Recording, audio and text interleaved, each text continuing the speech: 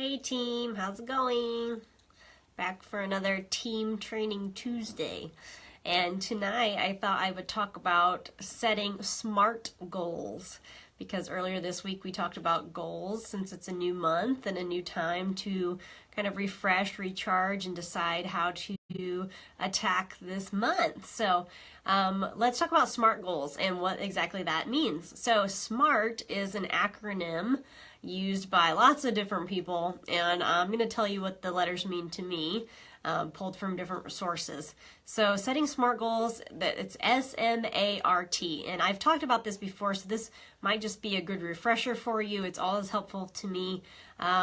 Instead of just making a blanket statement, instead of like, hey, I'm going to become a Royal Crown Diamond, setting up a SMART goal related to that statement can help you kind of hone in on how to actually attack that goal and accomplish that goal. So S-M-A-R-T. S stands for specific. So we want our goals that we're setting to be specific enough to what we actually want to achieve. So if you have a goal to become a Royal Crown Diamond, that is pretty specific. You're not just saying, hey, I want to increase in rank. You're actually naming the rank that you want to achieve. So that's great.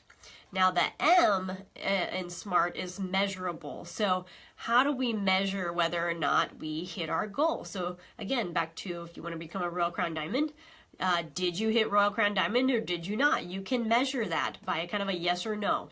Now our A in the SMART acronym stands for achievable. So is your goal achievable? Is it something that you can actually achieve? Maybe it doesn't even have to be with the skills that you have right now, but is it grounded enough for to actually be attainable? Is it an achievable goal? And the R is realistic. So is our goal realistic as far as maybe the current time that we're putting in, or the current skills that we have, or the timeline that we're going to attribute to it? And then the T is time-based. So again, we're going back to kind of putting a deadline on a goal, because if we just put something out there and we say, hey, I want to be Royal Crown Diamond, or hey, I want to increase in rank, it's really not, it's not specific enough. We need to know what our goal is, how we're going to measure it, can we actually achieve it, is it realistic, and is there a timeline attached to this goal? Because what this is going to do is help us become better business builders. It's going to help every goal turn into kind of like a to-do list almost, that you can check off the boxes for when you get there. So if we're going to set a goal to be a Royal Crown Diamond in Young Living, that's pretty specific. We want to become Royal Crown Diamond. That's our S. Very specific. Is it measurable? Did we become Royal Crown Diamond? Yes or no? You can answer that one pretty clearly. Is it achievable? Of course it is. Everybody can become Royal Crown Diamond if they're in the business long enough and if they try hard enough, basically. Is it realistic? Yes, it is. But what's going to make the Royal Crown Diamond goal realistic is the time, the T, the timeline that you're putting on it. So is it realistic to say, I'm going to become Royal Crown Diamond 6 months into joining the company? Now, for some people, that could totally be realistic.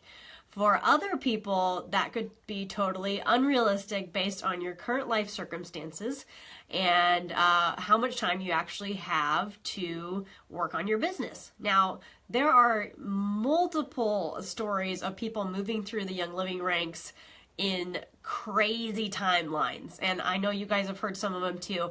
I've heard tons of them. Especially if you go to convention every year, you'll hear from people, oh, that chick became diamond in 2 months, or she became the youngest diamond in the world. She's only 18 or 20.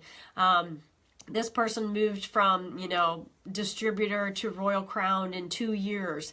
You'll hear these stories, and a lot of times they're kind of unfathomable because you and your current situation and your family style and your current job situation, you don't have the same circumstances as that person. So we actually don't a lot of time know what they actually put into it, how many hours that they worked, how much boots on the ground time they were spending out there recruiting, having classes, going to parties, doing online advertising, all that kinds of stuff. So we need to be realistic in a sense of, is this realistic for us at the current time in our lives? Because a lot of times too, it could be realistic if we had certain things taken care of. Maybe if we didn't have our full-time job, or if we weren't already taking care of 3 little kids at home. Things that are not excuses, but they're just real life circumstances. So we need to set up our goals in a way that are realistic, and especially the timeline needs to be realistic for achieving them, or else we're going to get discouraged. And I kind of talked about positivity and attitude a couple weeks ago, and disappointments, and how to get yourself out of that funk.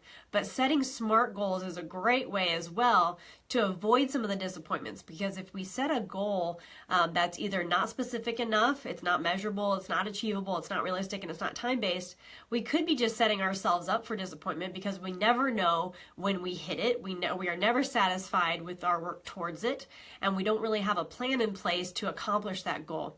So any kind of goal that we have needs to fit into the SMART category. So if you go back to even just thinking about stuff that's a day-to-day income producing activity in your business, getting people signed up with the premium starter kit.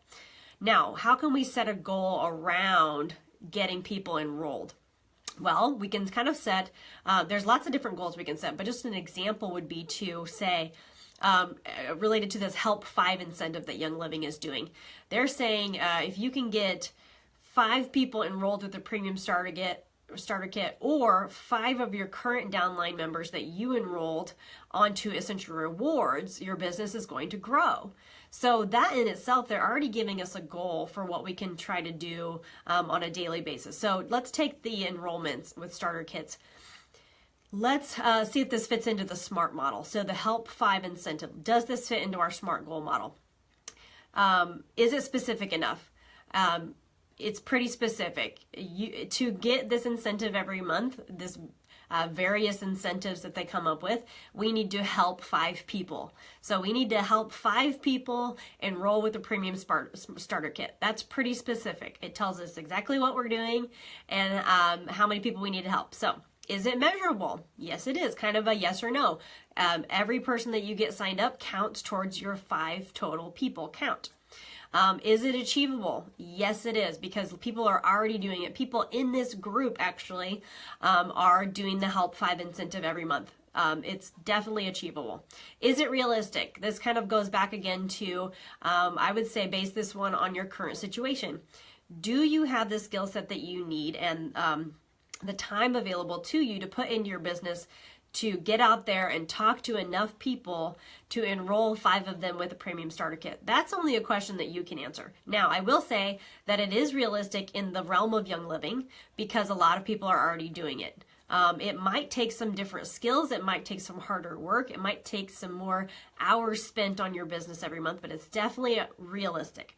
And is it time-based? Yes, it is. Young Living is doing a different prize, a different kind of gift, a different incentive every single month, and that's time-based. So it's from April 1 to whatever, April 30. The next one's going to be May 1 to May 31. After that, it'll be June 1 to June 30. So they're doing a different prize every month to help incentivize you to keep doing the program, keep doing the Help 5 program. So that's definitely time-based. It's giving you 30 to 31 days every month to get this done. Now, there is no punishment if you don't do it.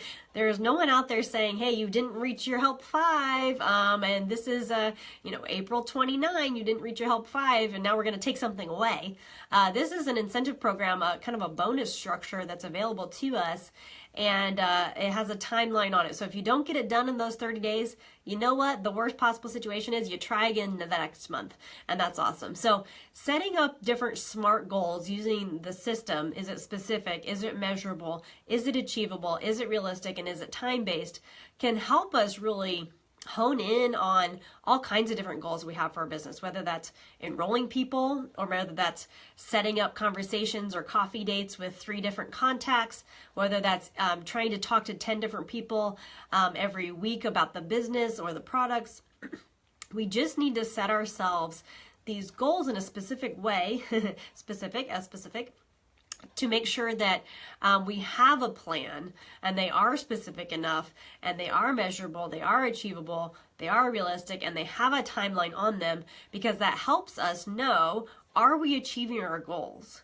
Are we or are we not? And now it also really opens up your eyes to, if you didn't achieve that goal in the timeline that you set, why was that? You can kind of go back and retroactively figure out maybe some of the holes that you have in your system, the holes that you have in your approach. So say you didn't get your help 5.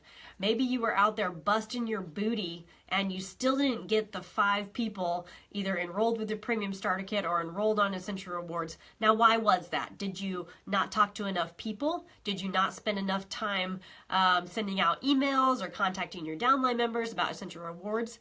What was it that fell flat in your efforts? So that's pretty, it's pretty eye-opening at times, especially related to that timeline. And then, going back to if you have a goal of hitting a certain rank by a certain time, that's going to be the lofty goal that you're setting. If you want to hit silver by next year this time, that's your big goal, your big SMART goal. We set that up. That's specific, that's measurable, it's achievable, it's realistic, and it's time-based.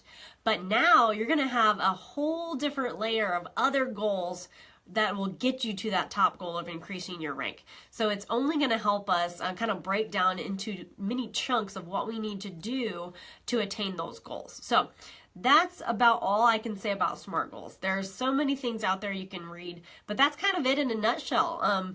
Just helps us kind of reconfigure our goals so we know what we're going towards and how we're going to how fast we want to get there, and then we make a plan behind it of how we're going to get there. And that's kind of up to us as business builders to decide what's our approach, what works for us, what doesn't. Go back and review how we can do it better so we can continually be improving and reaching towards those goals to just keep going as far as we want to go in the business. So that's all for tonight, guys. Thanks for joining me. And if you have any questions about SMART goals, or you would like to have help from me in kind of narrowing down and creating a SMART goal that you have for your business this month, I would love to help with that. So make some comments or shoot me a message and we can chat that over. Thanks, guys. See you all next week. Bye.